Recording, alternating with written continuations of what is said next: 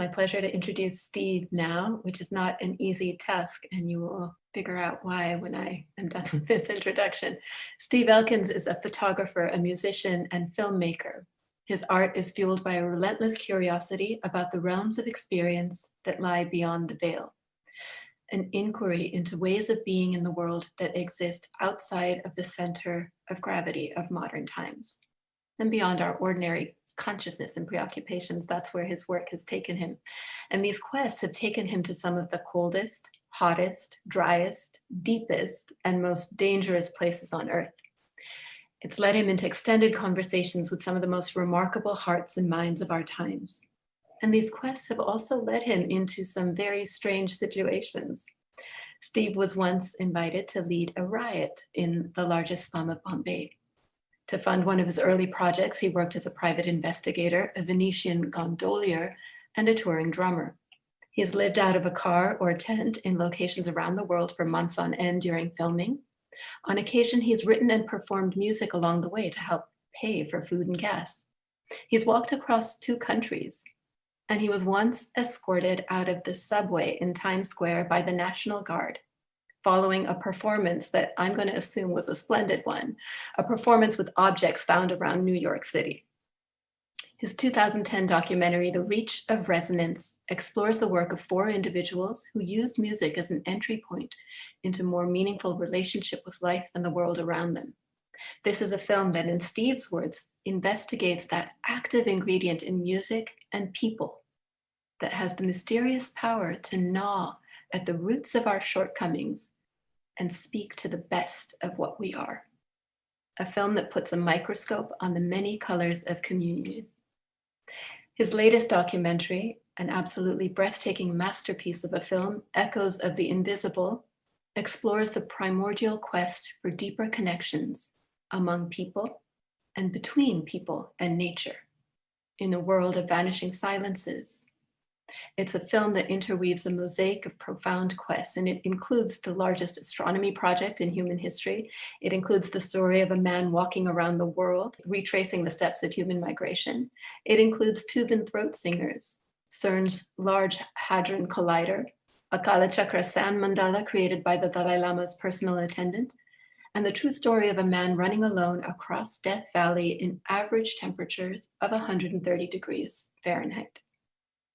In this film, ambitious explorers, alongside monks at the ends of the earth, are connected through their tireless search to touch the human heart in a world of noise and division.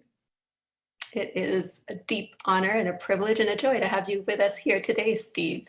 You went to film school with a background primarily in music, literature, and visual art, harboring childhood ambitions to become a paleontologist, a professional magician, or a novelist, and parents who secretly you think wanted you to be a professional tennis player. You spent a decade on this film. What was your intention here?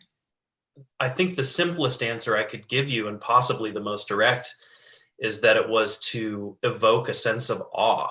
I realize that's very nebulous, but that really is what inspired me to make the film, was a feeling. I just remember I finished it and I literally, like, standing up, I felt weak-kneed with awe. So that was like visiting a cathedral. That was like visiting a temple in South India. Like, I know that feeling. Are there moments, I'm sure there are many, but particular moments that stand out now of awe that you experienced in the making of this film? So many.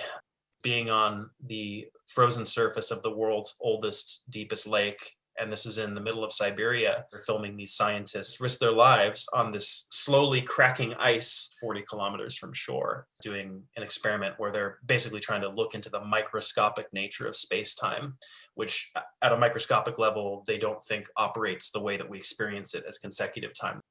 Being in Ethiopia with these monks who climb these nearly vertical cliffs just to get to their almost 2,000-year-old prayer caves. They refer to them as rock-hewn monasteries that are carved out of the mountain. It just blew my mind, as an act of prayer itself, and watching them do this where they're literally risking their lives every day. And you didn't just look at them, right? You actually climbed? Yes, although there was one where I had to turn around. Ironically, it's the only one where a rope was provided. And even hanging onto the rope, it just terrified me. So I let my friends go and I stayed behind. But otherwise, I did climb with them. I'm thinking how in so many of these people, there's a different pacing to many of these lives. And can you speak a little bit to that? What were you exploring with this notion of time in this film? Well, one thing is I do focus a lot on how slowing down is actually one of the vehicles towards seeing something that was otherwise invisible.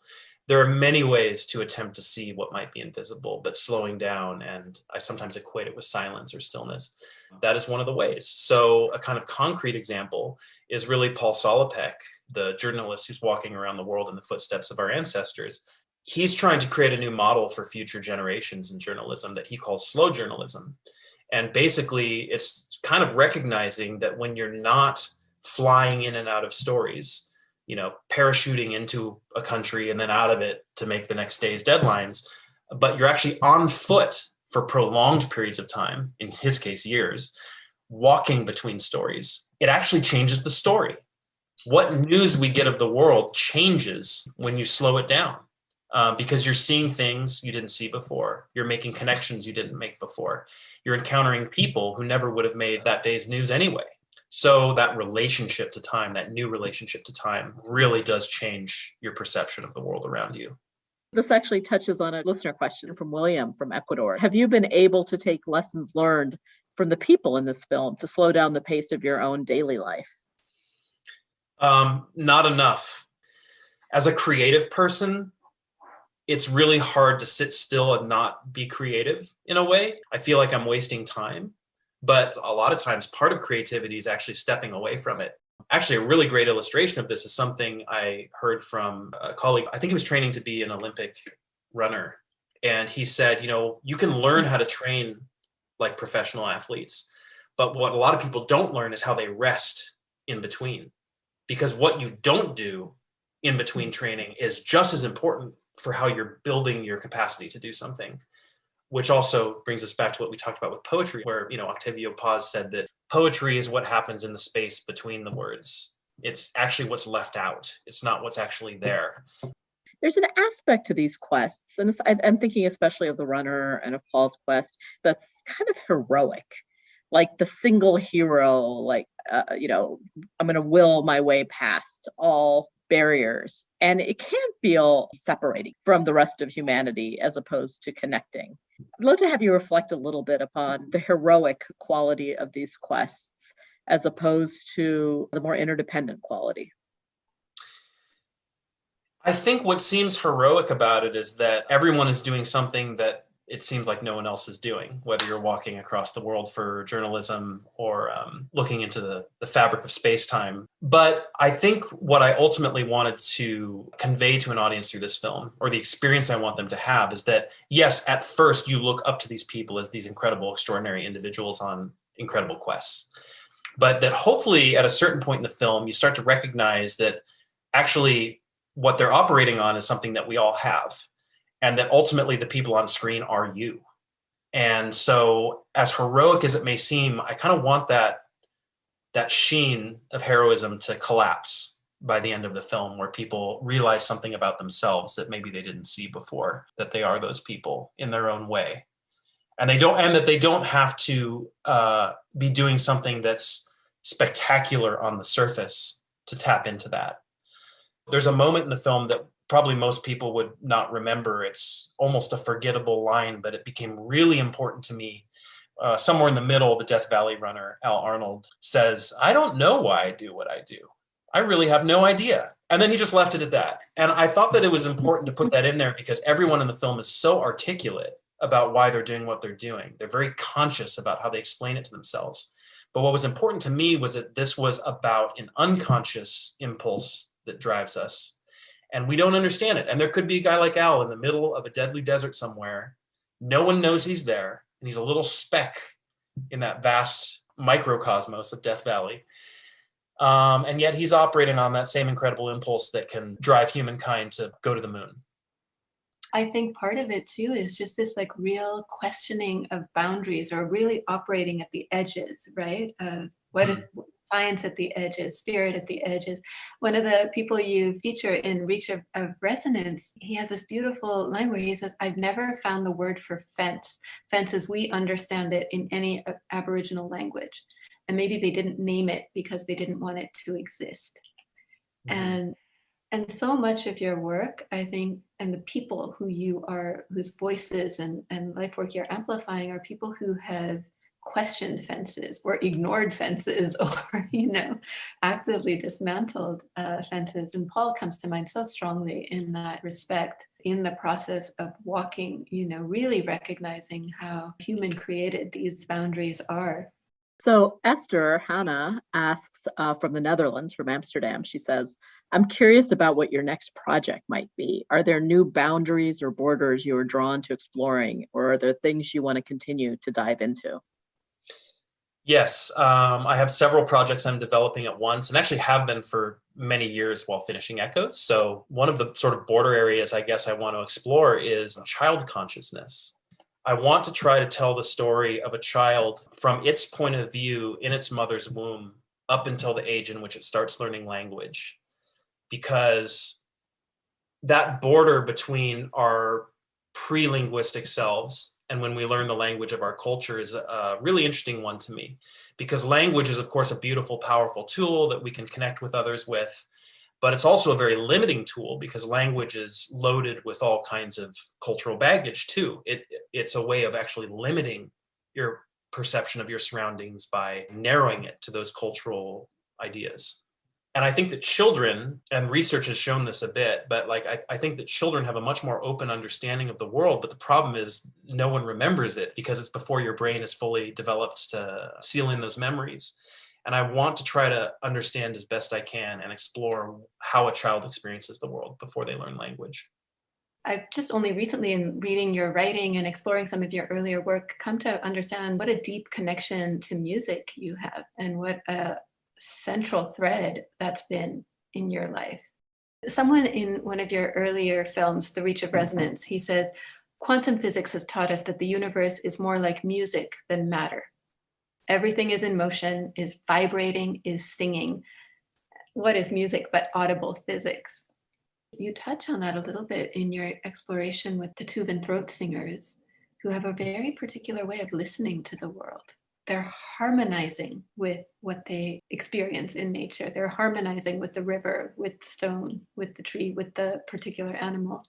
Usually they start their throat singing by literally tuning themselves to something in nature around them. As you just mentioned, they tune themselves to rivers, to trees, it could be the air. And actually, I'm not making this up. When I went there in 2014 to film, they've actually incorporated modern technology, for better or worse, into the things they tune themselves to. So people would tune themselves to their refrigerators, their toasters, whatever, their computers, whatever was around them. And they use that as the starting point to basically enter into the same resonance as that thing around them, because they do believe that everything has a spirit. And I think what, just hearing you talk about it, being really interested in the agency that we have in tuning our sensitivity, whether that's through science or through, spiritual discipline, is in another way, like what links the bowing monks to the people behind the telescope. They're working with extremes of sensitivity. Absolutely. This is something that scientists do in their own work. They are literally training their bodies and their minds to become sensitive to things that other people wouldn't be sensitive to. Monks are doing the same thing, just like you said. So I think it's very interesting to explore how our own habits and patterns that we form for ourselves really change the view we have of the world and of ourselves. And one of the things you say is that many people, have lives that have evolved completely differently because of a single musical moment they experienced. And about Reach of Resonance, you say, one of my major motivations in making this film was to set a new tone for how to discuss their work. I feel that these artists tend to be unjustly marginalized under cliche descriptions such as avant-garde, weird, or experimental, implying some kind of default antagonism towards general audiences that should be pushed to the periphery of our attention as listeners. Whereas I feel on the contrary, and I think this is true of every single person in Echoes of the Invisible, that these artists should be recognized for caring enough to forge larger vocabularies and new grammar so that we can talk about things more deeply. To me, this is an act of compassion, not of defiance. And I think that the courage, the fearlessness, that it takes to tune in to those things that we all have access to, but that society isn't gearing us to listen for, I think is another thing, right? Like when our center of gravity is anchored somewhere else, we're not going to necessarily get reminders from our everyday environment to refine our sensitivities in this way. And that's what I think it feels like there's such a, I don't know, like a siren call in this film to pay attention. Yeah, all the noise definitely drowns out all kinds of voices, including our own inner voice. And it kind of reminds me of something Aldous Huxley said back in the 30s or 40s, I believe, which I really liked. He was writing about the advent of radio at that time and how he just thought this was it was going to be a total transformation of humankind, because for the first time, you had other people's voices that could infiltrate your own private space, your own home, 24 hours a day. The general cacophony of voices that would drown our own inner voice. He really thought that we would not be able to hear that anymore, whatever that may mean for each individual. So it's interesting to think back on that now. That was so long ago, and we're before facing social media or any of that. Yeah, long before social media, the internet, all that. So it's kind of amazing that someone recognized it that far back with a different form of media.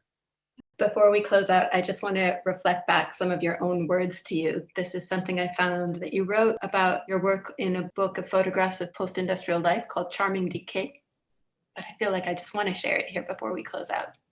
And you say, I'm unconvinced that artists actually create anything.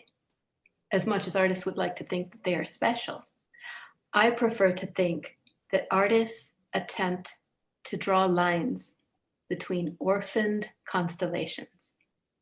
And if 2 points are required to draw a line, they may as well span heaven and hell, considering the ample uncharted space between the two. As ugly as dualities are, at least they provide a nice flat workspace. And it is somewhere upon that desk that my camera stared into the light.